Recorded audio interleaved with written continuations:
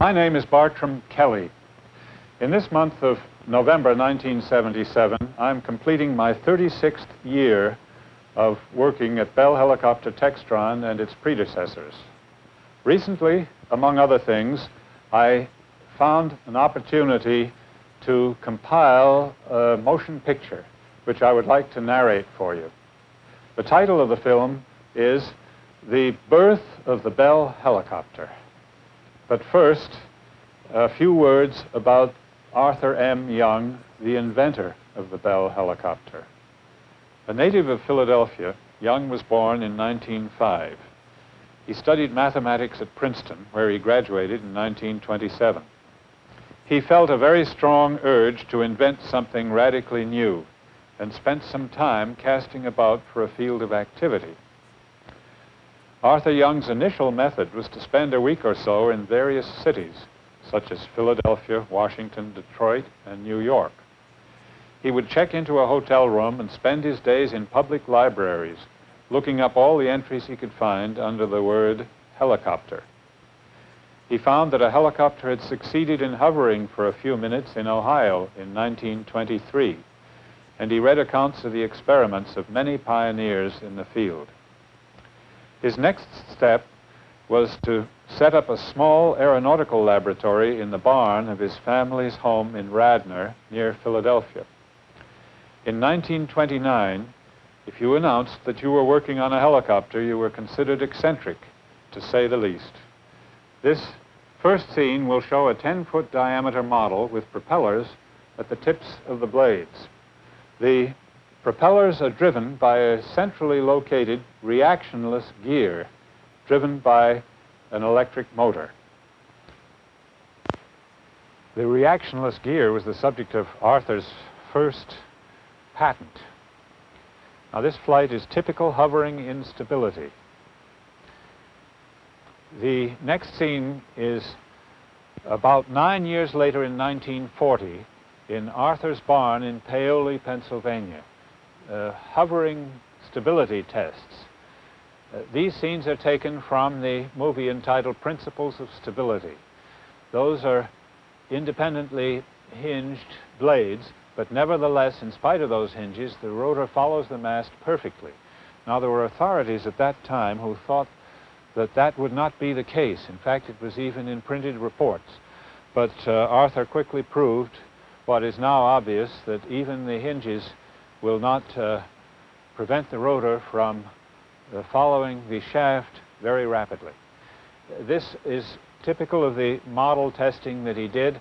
It's a coaxial design. The rotor on the bottom, which you see flickering, is merely to take the torque out. And that is a pair of balsa blades, whereas the upper rotor is the lifting rotor. The torque between the two is equal, but since the upper one turns faster, it has most of the power. Arthur had to learn mass production of these little model blades. In fact, he taught a neighboring farm boy how to make them so that he could quickly rebuild and make the flights again. Now, there's the stabilizer bar, and this is December of 1939 when he hit upon the idea of the bar. Notice how the rotor no longer is attached to the mast so rigidly that it lags behind when he rocks the model in that cradle. There, immediately you see that, of course, it flies perfectly stably. That's inside his barn. He's even unable to upset it by jiggling it that way. And so he can make free flights outdoors. Here he's replaced the bar with a flywheel. The flywheel turns at the same speed as the motor, and the rotor is turning 1/13 the speed. Now notice when he rocks the cradle that the rotor hardly follows at all. In fact, when he leaves the cradle over to the side, the rotor takes an extremely long time to take on the same angle. Now, this flywheel allowed Arthur to make a remote control model, because now he could simply tilt the flywheel by some external means and make the helicopter fly in the desired direction. So at about this time, he decided to make a really nice remotely controlled model, and here it is. He's going to demonstrate it for us. We'll see him take the cowling off now and show the anatomy. The black thing just above the cowling is the swash plate, and you can also see that harness which is holding it above its center of gravity. Now there's the motor in the bottom and the rotor on top, the flywheel again turning at motor speed, and the rotor 1/13. You can also see the swash plate under there, the black bakelite object. Now this is a single rotor tail rotor configuration, and the tail rotor is driven by the separate motor in the nose, that little blue motor there. It in turn has its voltage controlled by the flywheel you see there, so that if the model changes direction, the flywheel will precess and change the voltage. Those are the solenoids which control the black swash plate, and there's the harness above the center of gravity. Notice his hand moving laterally. The flywheel moves fore and aft. But once things are spinning, then the rotor will follow exactly what his hand does, due to the gyroscopic effect, of course. As his hand moves left and right, the rotor will tilt left and right.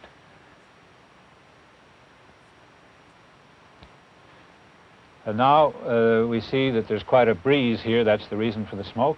And he is, in fact, able to control the model without having to wait for flat, calm days, and can fly it where he wants to send it. With this model,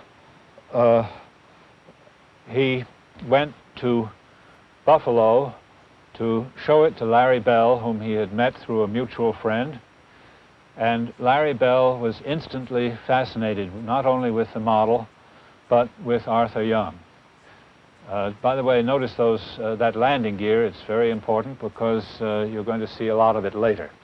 But here's the little wheel landing gear, which was used for the fancy demonstrations in the Bell factory and in many other places. So Larry Bell and Arthur got together on an agreement, and Arthur went to Buffalo in 1941. 6 months later, we got a separate project started in the village of Gardenville, New York, in what had been a garage. And here we are illustrating the design part of the project. There's our first transmission drawing. And then, more important, we had an excellent shop, parts for the helicopter. For instance, here's our assembly of the first machine. Here is a landing gear, very similar to the landing gear that we had on that model which you saw. There's the mechanism that the first machine had, its stabilizer bar, and of course above it the hub, ready to accept the blades. The blades were very similar, by the way, to the model blades. Now, we used very few drawings when we came to things like the fuselage, which was mostly plywood beams, and we improvised as we went along, of course. Now, here's a shot we made later to illustrate to Bell engineers what was involved inside the helicopter, and it shows parts of the transmission in the very first machine. This is the freewheeling, which those of you who know Model 47 will recognize right away. So Arthur merely made a copy of his same transmissions he'd used in the little models. The transmission is a double planetary with free floating pinions. Now here are the two planetary stages. The one on top happens to be the lower one at higher RPM and lower torque, and the bigger pinions on the bottom of the upper stage driving the mast. There's a pretty good view of the test bed in the configuration where we got the first mechanical problems solved. Now, we had no clutch at this point, but we could rotate the rotor ahead of time on the freewheeling, which we did, so that there was possibility that the poor engine could get started without all the inertia of the rotor. Nobody in the cockpit, you notice, not exactly recommended these days. Now here Arthur Young's trying his own helicopter, sitting in on that bench and testing out the controls to see if their sensitivity is about right and so forth. We're holding him by ropes, again attached above the center of gravity, to prevent him from sliding and slithering around too much. But he wanted to see, of course, right away whether we had about the right power, right control sensitivity, and so forth. Now that's just to illustrate the amount of wind in this case, because our first problem immediately encountered was very severe vibrations whenever he was hovering in a breeze of about 20 knots or so. We always said he flew about 3 feet up here, but he never quite got that 4th foot off the ground. About this time we had our first setback. We had a visit from a Bell executive who was a pilot, who felt that he should be the one to make the first flight. And so he came to join us one day near New Year's of '43. And here he is without his safety belt fastened, and he's holding on by means of the controls. Now watch very closely, because we're going to have our first bad episode here. He's thrown up through the rotor. He landed in a snowbank to the left there, and fortunately his injuries were limited to a broken left arm just above the wrist. In fact, in a matter of only days, he was able to go about his business. But we were set back considerably, and took us a little while to rebuild our test bed. Here it is rebuilt. Notice that the engine is flexibly mounted in the pylon there, and that it's a vertical installation very similar to where the electric motors for the models had been, right in the center with the shaft vertical, which was part of our development problem I referred to earlier. This shows a little bit later in spring, and Arthur Youg will show the throttle in his right hand as he twists it, and the lever in his left hand is known as the pump handle collective. We'll explain more about that later. Now here he is running a test in the yard, and he is showing, he's tethered to the ground in the first place here, and I think you can see to the left of the machine along the fence there a cable. That cable is holding the machine. We do not have the beautiful shiny tail boom anymore here, because of course we lost it in the wreck. But here we have a welded structure instead of a tail boom, and the back end of it is attached by a cable to the man over by the fence holding that dial there. There you can see the method of measuring the torque, and since we know the force there and hence the torque, we know the RPM, we therefore know the power very exactly. The engine is 165 horsepower, 6-cylinder opposed Franklin, and much to their embarrassment, we were always able to check up on the power output of the engine. At the same time, we wanted to know about our lift, because all our calculations on the performance had been extrapolations from model data. So naturally, we were anxious as early as possible to find out how we were doing. Arthur had learned to measure performance of models in a hover very accurately and beautifully with apparatus that he had developed. And he tried a tremendous variety of airfoils and combinations of RPM, solidity, and so forth. But nevertheless, extrapolating to full-scale Reynolds numbers, we were very anxious to double-check. And incidentally, we had built 2 different transmission ratios. One was 9-to-1, and the other one was 10.5-to-1. Here is the Chatillon scale, which is measuring the excess thrust. Now, we move a month or 2 later to May of 1943, and the pilot is no longer Arthur here. This is Floyd Carlson. He was a young man who had been hired as a test pilot for Bell's fighter planes. Floyd immediately learned how to hover as soon as he tried here, and you can see that we have excellent hovering stability. He is tied with the cable to the ground, and you can see the trapeze there attached to outriggers above the center of gravity. This control system I'll tell you a little more about now. Floyd's left hand there is on the pump handle collective. He has no rudder pedals. His left hand, when it moves horizontally, controls the pitch of the tail rotor and hence the direction of the machine, whereas up and down was collective pitch of the main rotor. His throttle is on the cyclic pitch in his right hand. Now here is a scene very reminiscent of that model scene where Arthur tried to shake the model by shoving its legs, and sure enough, of course, full scale is equally solid. It turned out later we almost had too much hovering stability, but this certainly was spectacular and very nice at this point. This project was known as the Gardenville Project, and the helicopter was known as Model 30. Now there's our first rotor brake. Notice as he pulls the pitch up and down that the stabilizer bar itself moves up and down. It's driven by a separate outer tube from below because the rotor is clamped to the mast.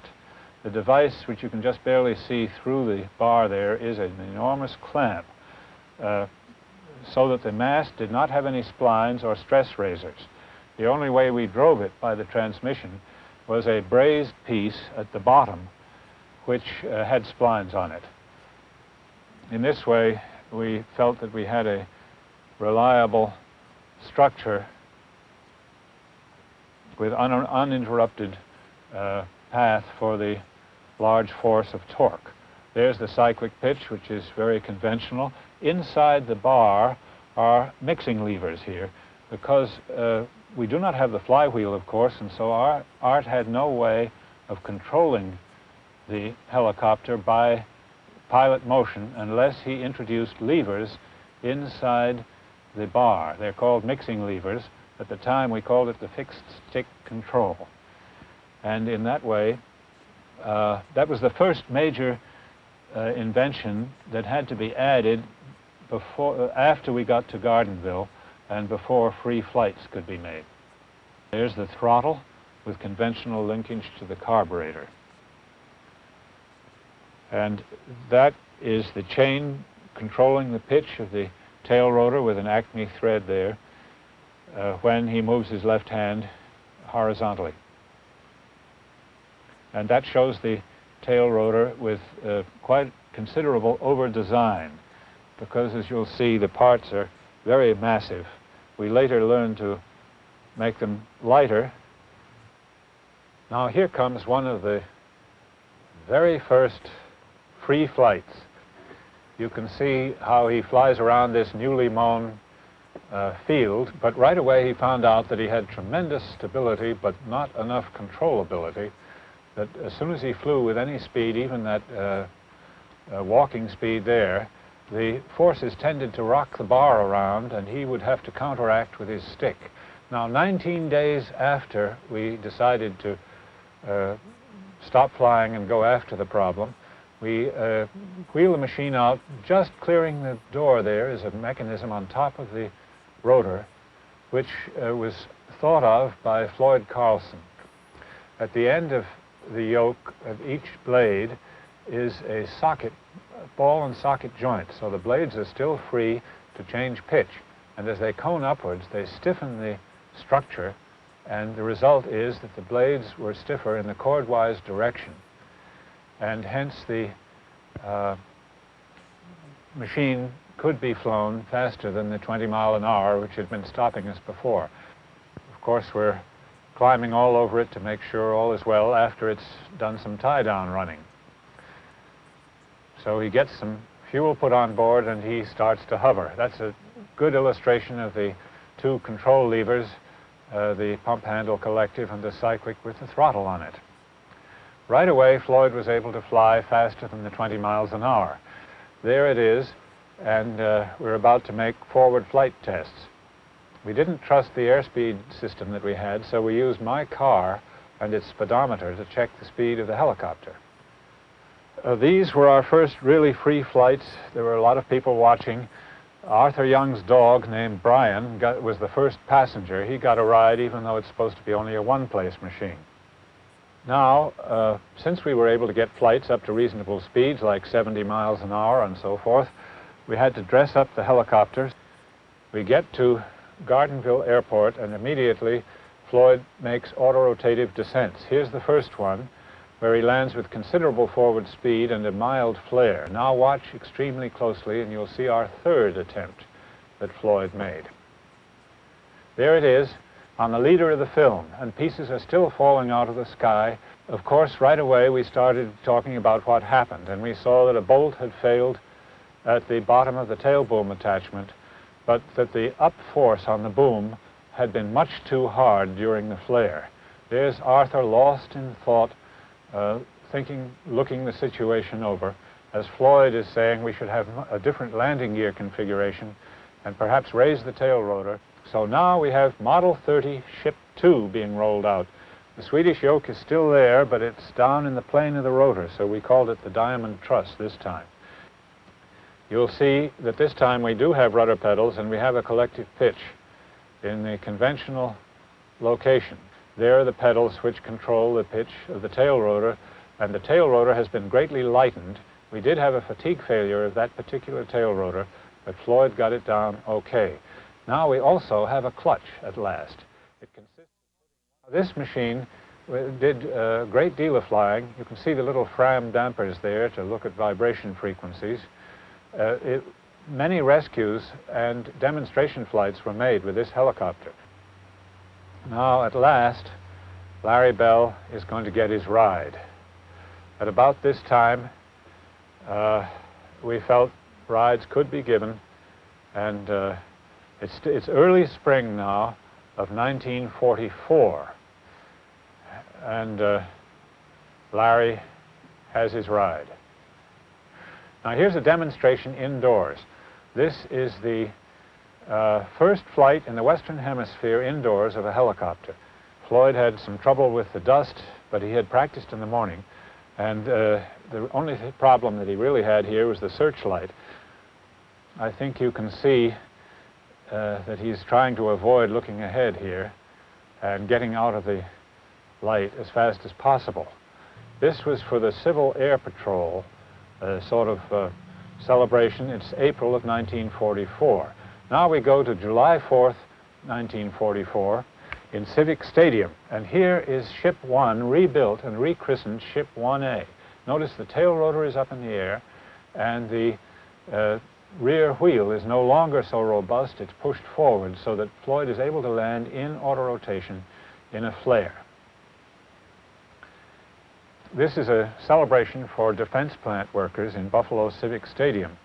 You can see the 4th of July fireworks getting ready to go off right behind him there, but luckily he didn't get too near them.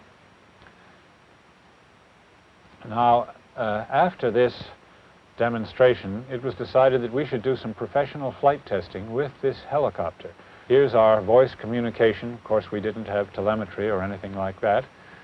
And Floyd is going to make climbs all the way to 5,000 feet, various airspeeds, gross weights, RPM, and so forth, and also autorotative descents. This is the helicopter that is now at the Smithsonian in Washington. Notice that the magnesium tail boom has been rebuilt also. Ship 1A is really a fairly complete vehicle. About this time, we decided that we should build a third helicopter. It would be a terrible shame not to incorporate the things we'd learned in the first two and try to make a product. But Bell management told us we were not to do this, that all products were to be designed in the main engineering department. So, nevertheless, we went ahead building a third helicopter, calling it a test bed, on the grounds that we had to gather more data for the main engineering department, which was in fact true. Floyd decided here to go back to the Gardenville plant. Of course, we no longer had to be towed along the road or anything, so he flies back to visit his friends who are still working on the project on the Model 30 Ship 3. Notice the fuel tank is no longer on top, it's down below, and we're using a fuel pump. That's also one of the things that was new with Ship 1A. Now, in that group of people you see behind there, 8 of those people are still working in this year of 1977 in Bell Helicopter Textron in Texas. Unfortunately, we have almost no shots of Model 30 Ship 3 because it was rather illegally constructed. But here it is, and you'll see the 4-wheel gear, the welded chrome moly steel sort of construction of the center frame. There's a basket holding the transmission, and many features that later became Model 47, of which 10,000 were built. The only thing really lacking is the bubble. There, Larry Bell is getting a ride, so Ship 3 is now sanctioned, and about this time it was decided to make production drawings and actually make a production helicopter along these lines. Of course, this involved more people, and gradually we went ahead and made 10 Model 47 helicopters, almost identical to what you just saw, except for the addition of the bubble. That is the birth of the Bell helicopter. Thanks very much for your attention.